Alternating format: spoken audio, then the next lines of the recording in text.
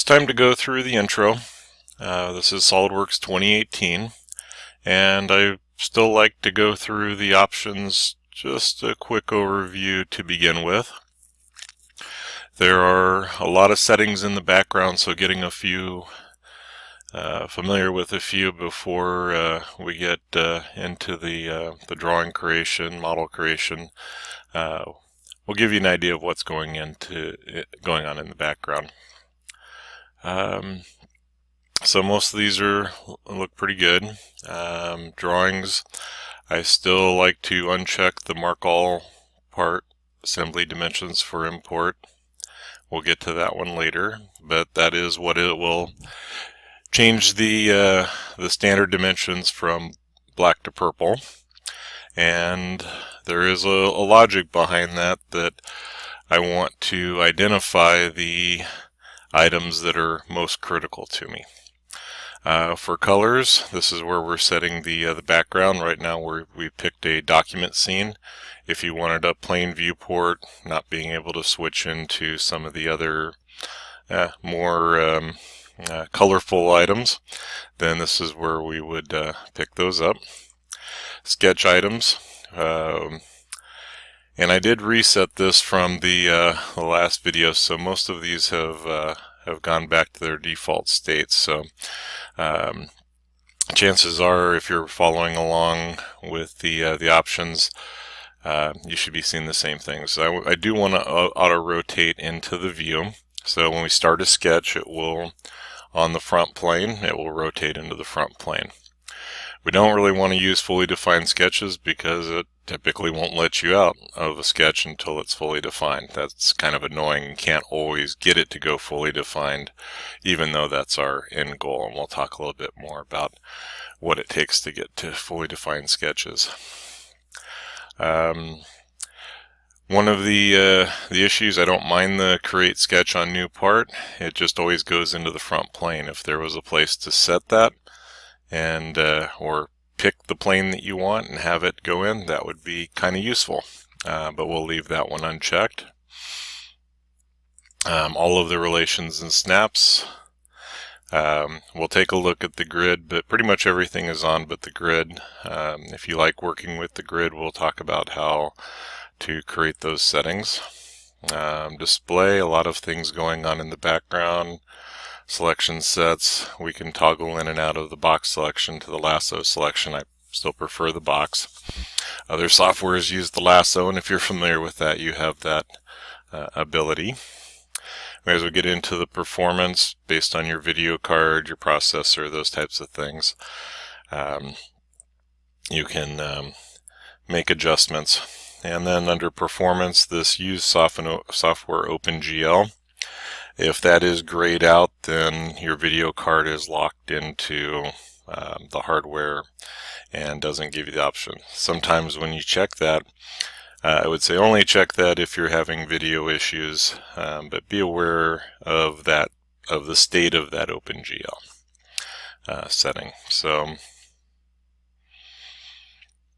let's take we're not really ready for anything in assemblies, but we have all of the settings for the assembly module, external references, locations for the default templates, file locations. Alright, so this didn't, I guess it did update a little bit. I do like to change my template locations.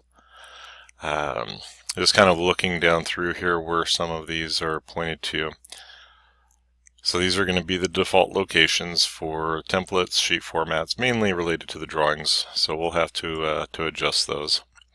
What are some other good ones here? So the tables, the custom property files.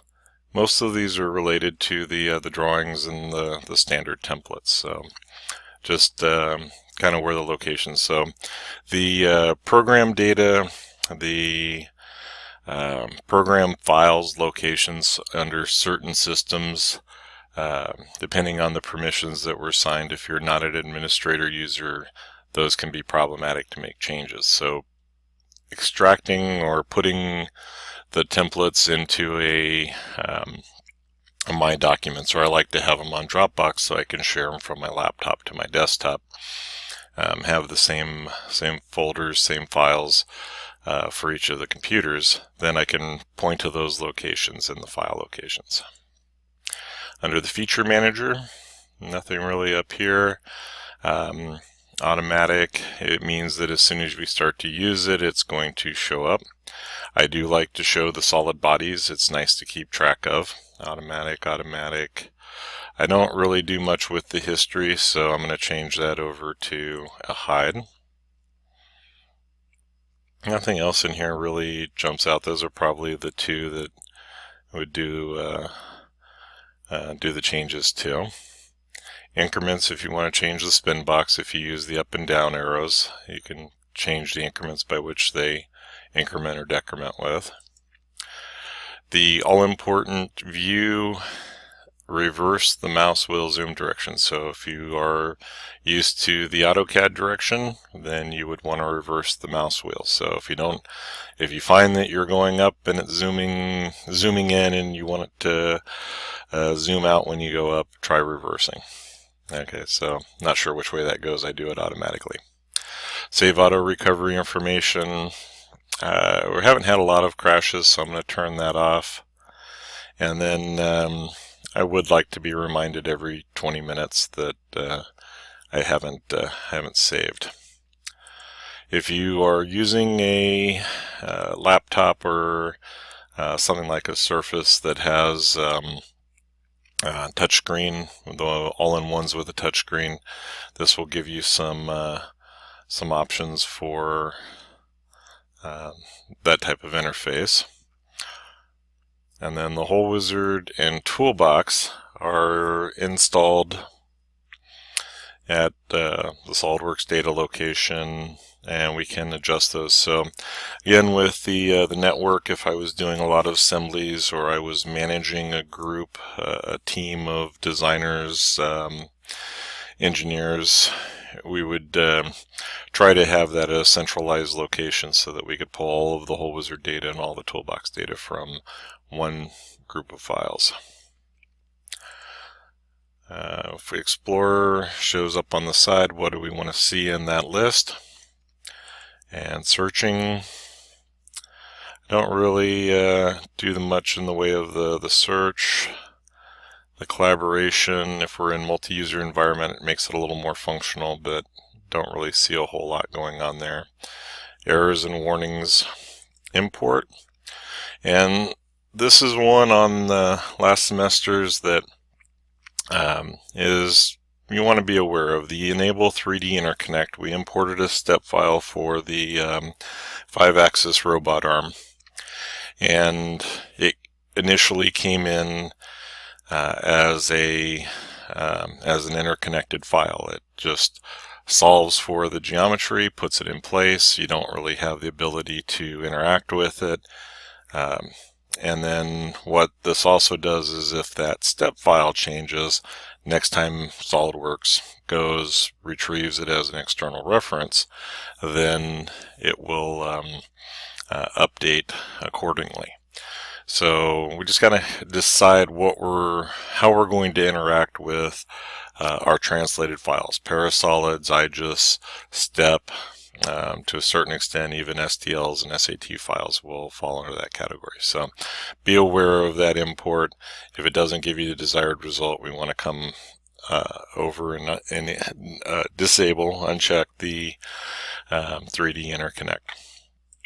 Exporting options, what we want to have for settings. So I mentioned a few of those. If I send out to a Parasolid, typically I'll want to go back just 1 or 2 versions so that any other software system that I would be importing this into, my Mastercam, my any of the CAM packages, other software packages, that it would be able to read that without many problems. So we'll go ahead and hit OK, and that gets us set up. So a quick look at the screen. Since we are not in a module, all we pretty much have is the pull downs. wherever you see the push pin, if you hover over the arrow, and I think by default it is collapsed. So if you hover over the arrow, come over to the push pin, that will leave the pull downs shown. And it depends on how much screen area, how much real estate you have up here. But the nice thing about the pull downs is that if you can't find it in any of the command manager or any of the menus, we're going to be able to come over and search through these and pick up our the command or the function that we're trying to do. With the default installation, you will probably see the welcome screen. I'm not a big fan of the welcome screen, but if you've adopted it and are using it, then there will be a little box in the corner that if it is checked, it will launch with the software, and if you uncheck it, then you will it will just launch into this standard screen, and you'll have to hit on the little welcome, the little home icon up here. So basically what this is, going into the new standard part assembly and drawing templates. I like to use the advanced, so if I had access to the advanced in here, I might adopt it or be a little bit more considered a little more interactive. We have the recent documents. You can also come over to recent, and this will be the same as, I believe it's the Control R button. And then learning, being able to go over to the Solidworks website to their examples and certain tutorials that they've created. We'll say that a lot of these tutorials make some pretty heavy-duty jumps from one step to the next that may not be as clear until you have a little bit of seat time. So get familiar with the software and then come back to these later. And then anything that is showing up on the alerts will be on that last tab. So that has kind of the same net effect as coming over to the task pane. And I know I just skipped over a bunch of these, but the task pane, SOLIDWORKS resources, items in here. If the form was turned on, we would see the form in this location, and some other highlights. All right, so file new and file new. So there's always going to be 2 or 3 ways to get to everything. So we have the standard toolbar, which is our file functions. So opening, browsing, save as, and then the print functions, the all-important undo, Control Z, the select. All right, so whenever we're in the in a command, we can come up to the arrow, hit select. That will put us back into a selection mode. Pretty much the same as hitting escape in most tasks. The rebuild is we have made changes and they have not quite updated. We want it to go through the solving and update all of our features, sketches, whatever we've done. The file properties for the part, the assembly, things that we would want to track, the creation of fields or metadata to travel with those files to be used in the drawing template to automatically populate our drawings, to be used as tables, and the bill of materials. All right, and then under the options, we already jumped into that, but the little arrow next to options, we have the add-ins. And one of the things we'll do with the add-ins, and sometimes it takes some time to launch. If you are at the premium level, you will have all of these. If you've installed a standard or basic, and then the professional level, some of these won't be shown.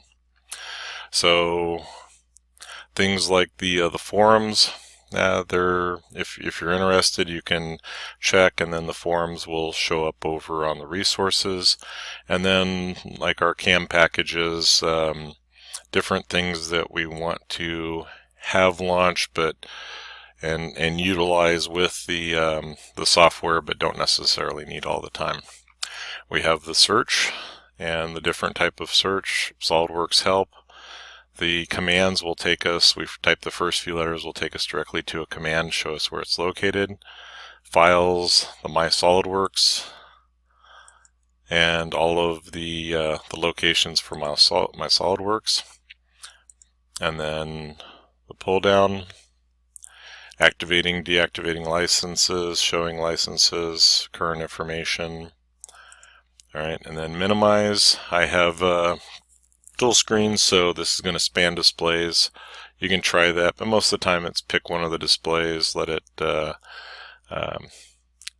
just find that work area. Alright, coming down the task pane then, we jumped over the resources we just looked at. We'll do the design library, so things like the toolbox. The toolbox is only active in assemblies, otherwise it thinks you're editing the part, the items.